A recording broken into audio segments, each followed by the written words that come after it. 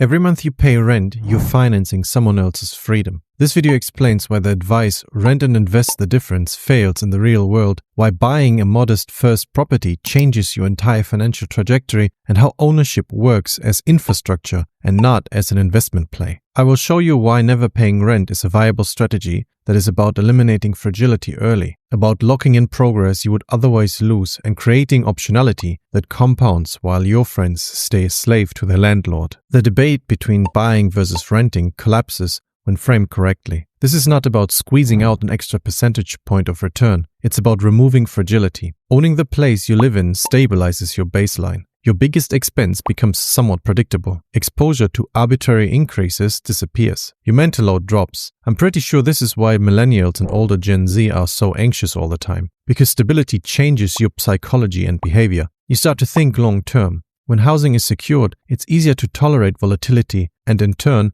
plan in decades instead of months or whenever rent is due. Stable housing also enables better risks, not reckless ones, but asymmetric ones. Housing you live in is infrastructure. It lowers your personal operating risk, so you can take upside elsewhere. Without it, every setback hits harder than it should. Once fragility is gone, the upside phase of life becomes accessible in a way it never is when shelter is uncertain. Rent feels harmless when you're young because the damage is delayed. A few hundred, even a few thousand per month doesn't feel dangerous when income is rising and life still feels open. But rent has a unique property that no other major expense has. No matter how long you pay it and how disciplined you are, it never turns into ownership. The rent meter runs forever, and at the end, your balance sheet is still zero. What makes renting especially dangerous is that it scales against you over time. Income does not rise in a straight line. Careers plateau, detours happen. Rent, however, resets, higher again and again. This is why long-term renters often feel like they're running in place. They may earn more, invest well, and work harder, yet still feel fragile and unsafe. The cost of simply existing keeps following them upward, ready to beat them into homelessness whenever they can't make the payment. But by the time stability matters most, rent is no longer something you can outrun. It becomes something your entire life must accommodate. Rent does not just cost money, it costs time, optionality, and courage. When housing is permanently unsecured, people don't take risks they should to level up in life. They stay in jobs they've outgrown,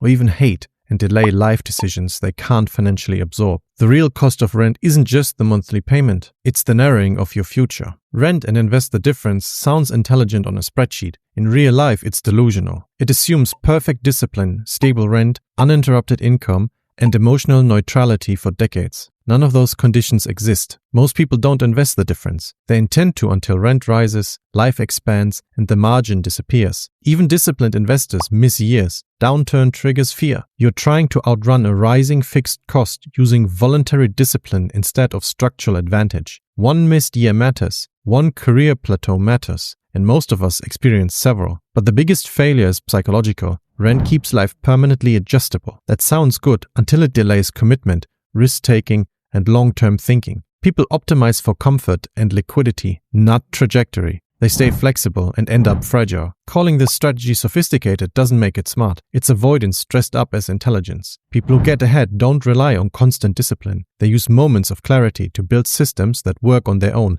even on bad months. Ownership does this. Rent never will. Whether you rent or buy, the money leaves your account every month. That part is unavoidable. What changes is where that money goes. With ownership, each payment does two things at once. One part covers the cost of living, the other builds equity in an asset you control. This process doesn't require intelligence, timing, or motivation. It runs mechanically. Time and discipline matters more than price. People obsess over buying at the perfect moment, but the real advantage comes from holding long enough for amortization to do its magic. Even if you sell below your purchase price years later, you often walk away with capital, something rent never produces under any circumstance. Rent has no end state. Ownership does. At some point, payments fall, risk declines, freedom increases. You move from exposure to gradual control. That shift alone changes how you plan, invest, and tolerate uncertainty. Buying isn't about predicting the housing market. It's about converting a mandatory expense into a long-term asset-building process. Once that switch is flipped and you become part of the property owner class, your financial trajectory bends, slowly at first and then all at once. Most people fail at buying property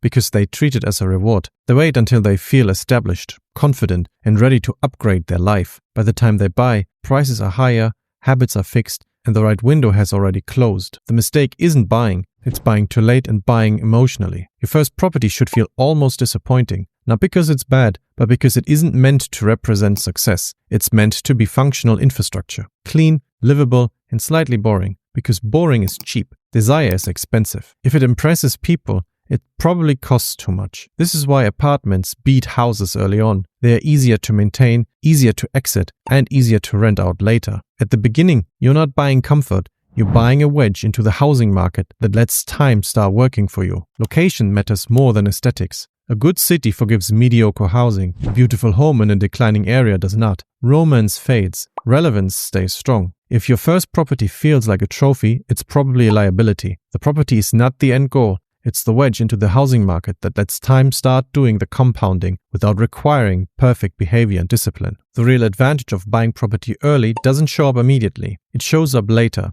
when your income improves, but your housing decision does not reset. Early in your career, the smartest move often looks unimpressive. If possible, stay in your parents' house as long as they'll have you. Compress your lifestyle while others expand theirs. It's uncomfortable, but it's not forever. Just long enough to secure an entry into ownership instead of spectating it. A solid down payment is saved up much quicker than you realize when you start using your young people energy to work your butt off for a little while and live on mac and cheese and whatever your mum makes. Once you buy a modest first place and live in it for a few years, something critical happens. Your income rises, your options expand, but your cost structure remains anchored in the past. The question is not whether renting or buying is better. The real question is whether ownership at the moment in your life will lock in progress that you would otherwise fail to maintain. 3 variables matter here. The first is time horizon. Is this the city you can put down roots in? If you won't stay in one place for several years, ownership becomes friction and an anchor you'll have trouble cutting off. Then comes income trajectory. Are you going to make more money next month, quarter, or year? You don't have a career, but just a job that looks to be a dead end? And lastly, volatility. If you see yourself going back to school or making a career change, wildly unstable income can make early fixed obligations dangerous. It is possible to mitigate them if your place can rent out for at least carrying cost while you live with 5 roommates until your career change has been successfully made. As a general rule of thumb, renting only makes sense when it clearly enables a superior future move. For example, skill acquisition, income convexity, or geographical arbitrage with a defined exit. Anything else is comfort masquerading as flexibility. Buying is not about confidence. It's about whether ownership simplifies future decisions instead of multiplying them. Quick intermission. What is the purpose to have less choices instead of more? Aren't more choices better? In short, no. You know these daytime cooking shows? Yeah, I get the flu every once in a while, don't judge me. Anyway, a penalty in these cooking shows is that for the next dish, some of the participants will be given a much smaller bundle of ingredients, just a handful of things compared to the big baskets the other participants are given. And more often than not, the dishes from the cooks who only had a handful of ingredients are superior to the others who had everything they could ask for. Why is that? Because we humans are bad with choices. The broader the options are, the worse our decision is usually going to be. We are creatures that work best with laser focus. And so if you decide on a city that has enough potential, you will make it work better than when you are hopping from city to city and job to job. First, you start in Austin doing this gig your Uncle Tom mentions. Then you apply for something fancy somewhere in California. After a little while, you get that New York itch and try your luck in Manhattan. But this is bad for your finances, your career, and your relationships. We need to be rooted to one place to let compounding do its effects and force us to laser focus on the area. You need to know the right people, and you can only do that if you have been in the same location for many years. You also see opportunities that these state hoppers miss. It all looks counterintuitive, but it's purely logical and a much bigger topic than what I can explain in this video. If you want me to make a separate video about the paradox of many choices, let me know. Now back to the topic. This is where you need to think long-term, or even better, intergenerationally. Income rises,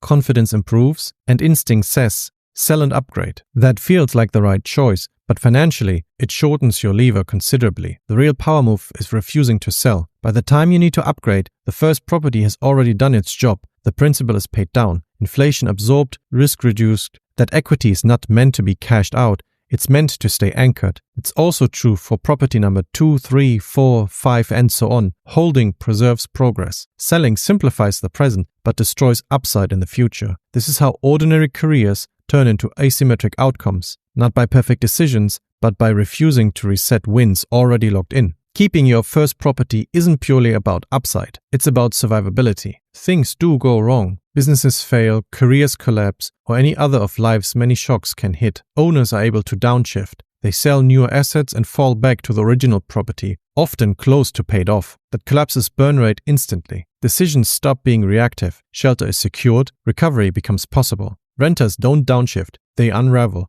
The studio apartment they used to rent for $800 when first starting out is now $1,800 a month. Rent doesn't care about context or recovery. This is why the strategy works even when things go wrong. You're not just building wealth, you're building a floor so solid that failure no longer resets you back to zero. If you followed the logic all the way here, you understand that this isn't about being aggressive. It's about building a position that helps you survive reality. Owning early isn't how you get rich. It's how you stop being fragile. And once fragility is gone, you are able to play a very different game. One where you can take asymmetric bets without risking your floor. That's what the next video is about. A crazy story about an asymmetric bet that went straight to the moon, making $16 million in 3 months. Yeah, that story is as crazy as it sounds.